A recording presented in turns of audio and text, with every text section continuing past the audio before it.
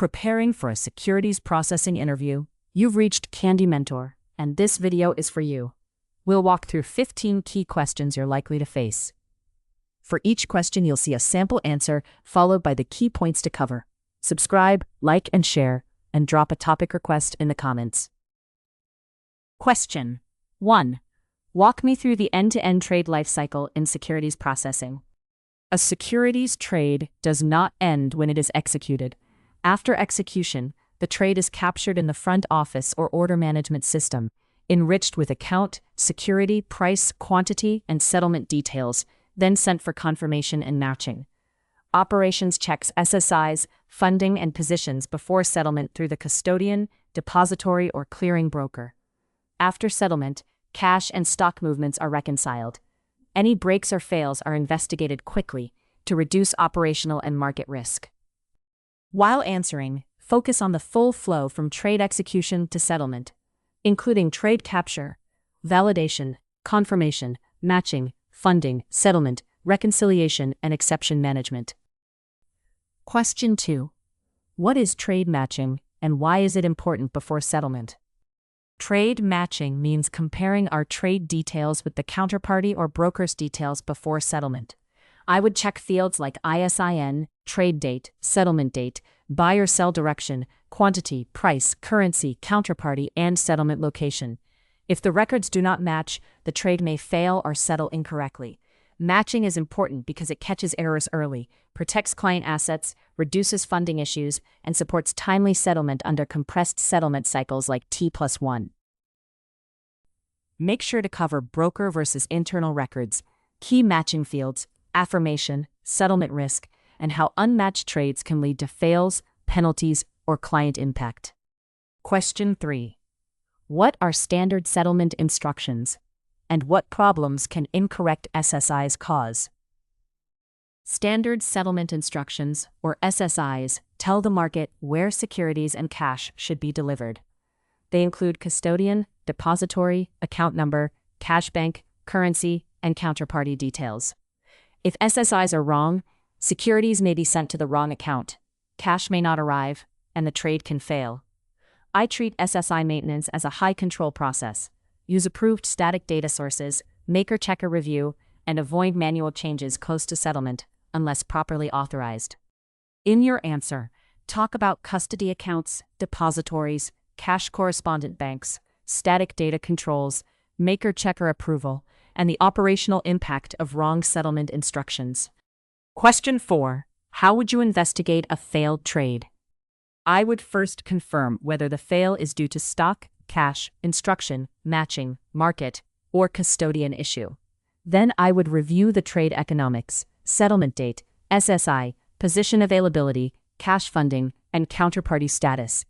If it is our issue, I would arrange funding, correct instructions, or resolve position shortages. If it is counterparty-driven, I would chase them and record updates. The key is fast escalation, clear ownership, and root cause analysis so the same fail does not repeat. Be sure to mention identifying fail reason, reviewing trade economics, settlement instructions, cash or stock availability, counterparty communication, escalation, and documenting root cause for prevention. Question 5. What is the difference between trade date and settlement date?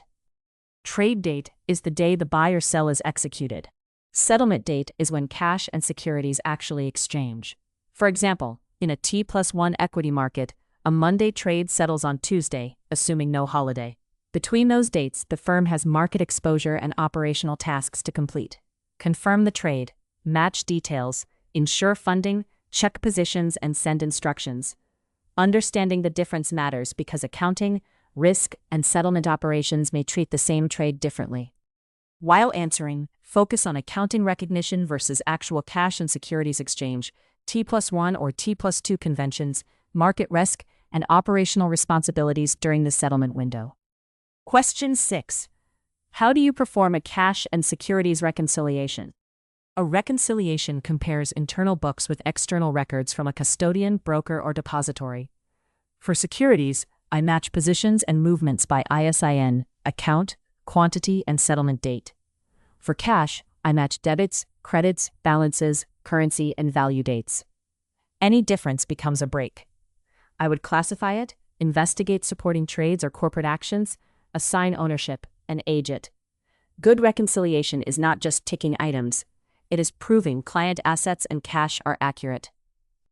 Make sure to cover internal records versus custodian or broker statements, matching movements, identifying breaks, aging, materiality, ownership, and escalation of unresolved exceptions.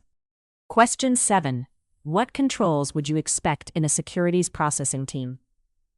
Strong controls are essential because securities processing moves cash and assets.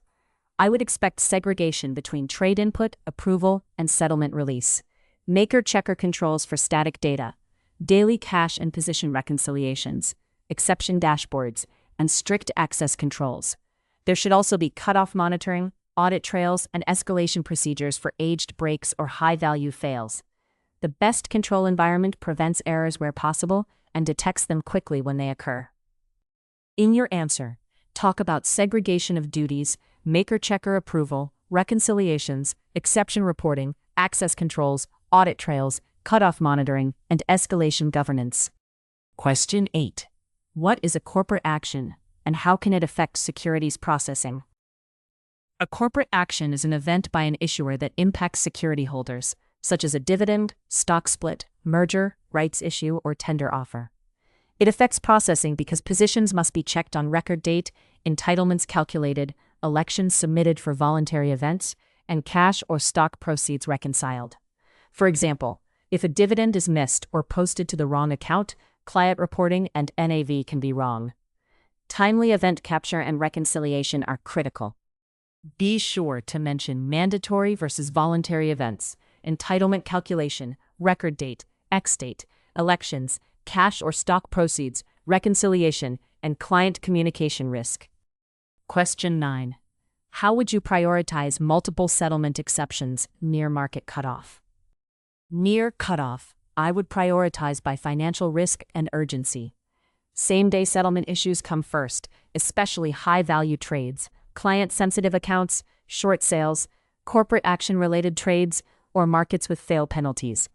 I would separate exceptions into actionable categories: instruction issue, cash shortage, stock shortage, counterparty mismatch, or custodian problem.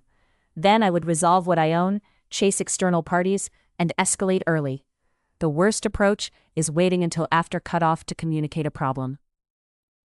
While answering, focus on risk-based prioritization using value, client impact, market penalties, settlement date, asset type, counterparty responsiveness, and timely escalation before cutoff. Question 10. What is the role of a custodian in securities processing? A custodian safeguards client assets and supports settlement, cash movements, income collection, corporate actions, and reporting. In processing, the custodian receives settlement instructions, delivers or receives securities, posts cash, and provides statements for reconciliation. If our books show a position but the custodian does not, we have a break to investigate. Clear communication with custodians matters because they are often the operational link between our internal records and the external market infrastructure. Make sure to cover safekeeping, settlement, cash movement, income collection, corporate actions, reporting, reconciliations, and why accurate communication with custodians matters. Question 11. What are SWIFT messages and how are they used in settlement operations? SWIFT messages are standardized electronic messages used by financial institutions to communicate securely. In settlement operations, they can instruct securities deliveries, receive confirmations, move cash, or notify corporate action events.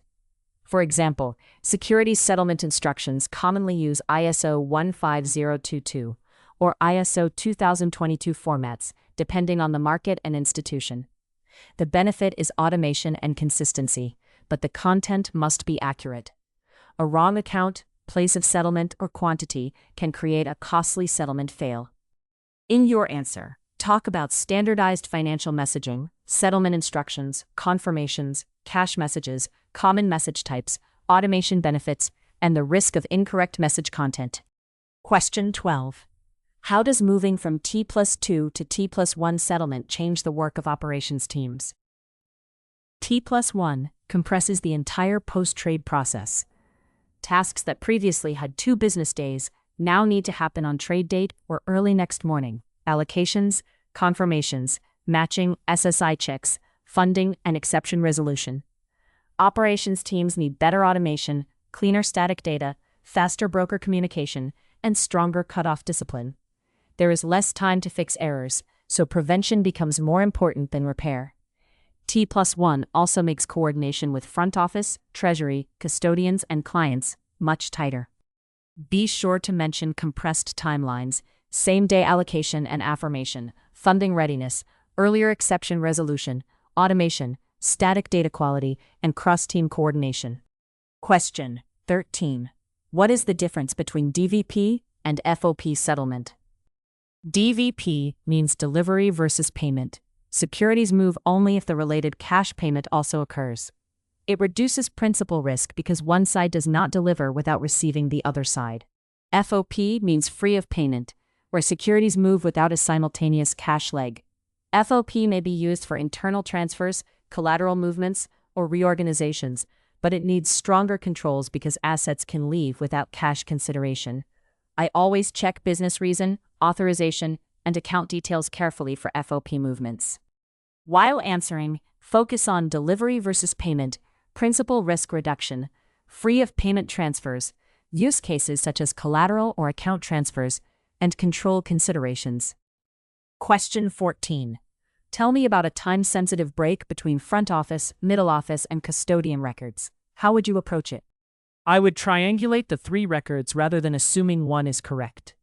First, I would check the original trade ticket, amendments, cancellations, and broker confirmation. Then I would compare middle office enrichment and custodian instruction status. If front office booked 100,000 shares but the custodian has 10,000, the issue could be booking, formatting, or instruction release. I would contact the right owner quickly, protect the settlement cutoff, and document the root cause once resolved. Make sure to cover triangulating records, identifying the golden source, checking trade amendments or cancellations, communicating across teams, documenting resolution, and protecting settlement deadlines. Question 15. What metrics would you use to assess the performance of a securities processing function?